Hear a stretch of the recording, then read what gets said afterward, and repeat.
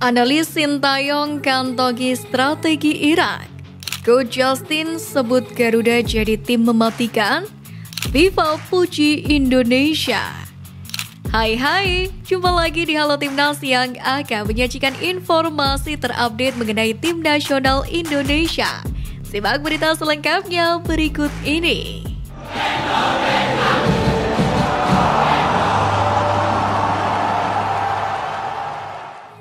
Sintayong mengaku bahagia selama menjadi pelatih timnas Indonesia, selayaknya Gus Hiding yang bahagia ketika menukangi Korea Selatan. Bagi yang belum tahu, Gus Hiding merupakan pelatih legendaris asal Belanda yang pernah melatih timnas Korea Selatan. Di bawah racikan Hiding, Korea Selatan menjelma menjadi tim kuda hitam yang tangguh dan ditakuti para lawannya. Hal itulah yang membuat Sintayong ingin bernasib sama seperti Gus Hiding selama melatih timnas Indonesia, di mana ahli strategi 53 tahun ini berusaha mewujudkannya dengan terus bekerja keras meningkatkan level permainan dari skuad Garuda agar dirinya bisa dicintai oleh para fans tanah air.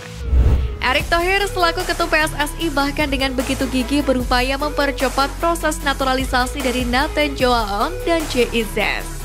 Diketahui berkas naturalisasi dari dua pemain tersebut sudah sampai ke DPR. Maka tak heran bila pada akhirnya sukses menciptakan optimisme bagi banyak pihak, termasuk juga Coach Justin. Ia menyebut kedepannya timnas Indonesia akan semakin mematikan.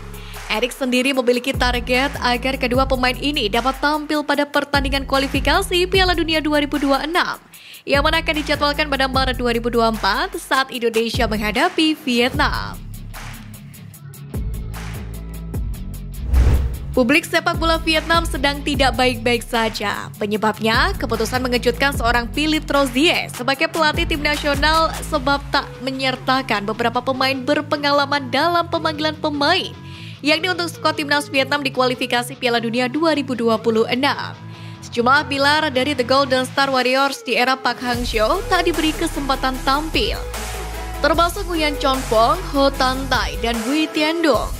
Publik Vietnam pun mempertanyakan agenda apa yang sedang dilakukan oleh Troussier karena merasa keputusannya selalu menuai hasil yang negatif. Tentu ini bisa menjadi celah bagi timnas Indonesia. Dengan skuad yang solid, Garuda memiliki potensi besar untuk menenggelamkan skuad asuhan Troussier. Laga Irak versus Indonesia dalam kualifikasi Piala Dunia 2026 dijadwalkan bermain pada tanggal 16 November 2023. Jelang laga ini, tim analisis Sintayong justru telah membocorkan bagaimana strategi yang akan diterapkan oleh Irak pada saat menghadapi timnas Indonesia nanti, di mana Irak diketahui akan menerapkan formasi 4-4-2 dalam laga menghadapi timnas Indonesia. Tim analis menyebutkan bahwa Jalal Hussein akan kembali dipercaya oleh Jesus Casas untuk mengawal di bawah mistar gawang. Untuk posisi bek tengah akan diisi oleh Hussein Ali dan Saad Natik. Sedangkan posisi bek kiri akan menjadi milik dari Marcus Doski. Berikutnya untuk lini tengah, Jesus Casas diketahui akan memainkan 4 orang gelandang sekaligus, yakni terdiri dari Zidan Iqbal, Ibrahim Baez, Amir Al-Amri, dan Ahmad Atwan. Sedangkan untuk lini depan, Jesus Casas akan menduetkan Aibed Hussein dan Ali Al-Hamidi. Dari nama-nama yang telah disebutkan tadi, skuad Garuda harus mewaspadai salah satu pemain yang dimiliki oleh Irak. Ia adalah Zidan Iqbal. Hal ini dikarenakan sang gelandang sudah pernah bermain untuk klub raksasa Inggris Manchester United. Sintayong terus berupaya untuk memperkuat pertahanan timnas Indonesia dengan menaturalisasi pemain berposisi sebagai bek. Terkini PSSI sedang mengupayakan 3 pemain untuk dinaturalisasi sekaligus, adalah Nathan Joaon, JIZ, dan Justin Hubner. Dengan demikian, hal ini tentu bakal membuat lini belakang timnas Indonesia semakin padat dengan pemain naturalisasi. Karena seperti yang diketahui, 3 pemain di atas merupakan pemain yang berposisi sebagai bek. JIZ sebagai bek tengah, Nathan merupakan bek sayap kiri, sedangkan Justin Hubner juga berposisi sebagai bek tengah. Sementara saat ini di posisi bertahan sendiri, timnas Indonesia sudah memiliki pemain naturalisasi lain, seperti Jordi Amat, Sein Patinama, hingga Sandy Walsh. Marcelino Ferdinand turut berkomentar usai Justin Hubner resmi diumumkan bakal dinaturalisasi untuk timnas Indonesia. Sebagai wonderkid skuad Garuda, Marcel tak sabar main bareng lagi dengan Hubner. Keduanya memang pernah bermain bersama untuk timnas U20 Indonesia tepatnya hampir setahun yang lalu.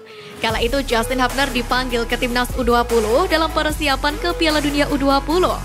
Justin bermain dalam 2 laga ketika Indonesia kalah 0-6 dari Prancis U20 dan kalah 1-2 dari Slovakia. Kini baik Marcelino dan Justin Hubner berpeluang main bareng lagi untuk timnas U23 Indonesia maupun timnas senior. Erick Thohir pun berharap proses naturalisasi dari Justin Hubner lancar hingga akhir. Pertandingan antara timnas Indonesia versus Jepang pada gelaran Piala Asia 2023 akan berlangsung di Stadion Al Thumama, Doha, Qatar.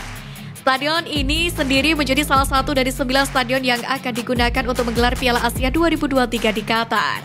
Stadion Al Thumama juga bakal menjadi venue pertandingan untuk beberapa laga Grup A, Grup D, Grup E, laga 16 besar dan laga semifinal Piala Asia 2023. Sementara itu, untuk diketahui, sejak dibuka pada Oktober 2021, stadion ini sudah menjadi venue untuk beberapa laga penting.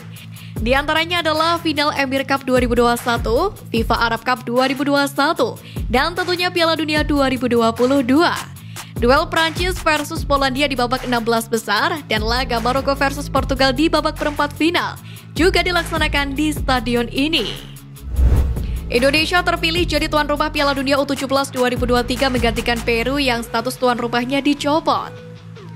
Dengan jadi tuan rumah, Indonesia pun bakal turut serta meramaikan persaingan di Piala Dunia U17 2023. Jelang hajatan besar ini, Presiden FIFA Gianni Infantino mengingatkan sepekan lagi Piala Dunia U17 2023 akan digelar di negara yang indah, Indonesia.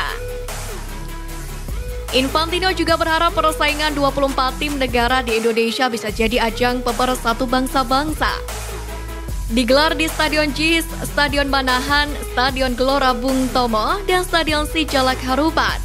Piala Dunia U17 2023 sendiri akan terlaksana mulai 10 November hingga 2 Desember. Ketum PSSI Erick Thohir ingin promosi Piala Dunia U17 2023 terus digenjot dengan waktu pelaksanaan yang tersisa sebentar lagi. Sederet cara untuk meningkatkan perhatian masyarakat terhadap Piala Dunia U17 adalah turut trofi. Panitia pelaksana sudah membawa piala berkeliling dari Jakarta, Bandung, Solo, hingga kini di Surabaya. Terkini disampaikan oleh Wali Kota Surabaya Eri Cahyadi menyebut, tiket menonton Piala Dunia U17 1 gate kategori VIP di Stadion Gelora Bung Tomo sudah ludes terjual. Namun, untuk berapa jumlah tiket yang sudah terjual, sampai hari ini Eri tidak bisa memastikan. Pastinya ada 1 gate stadion yang sudah terjual.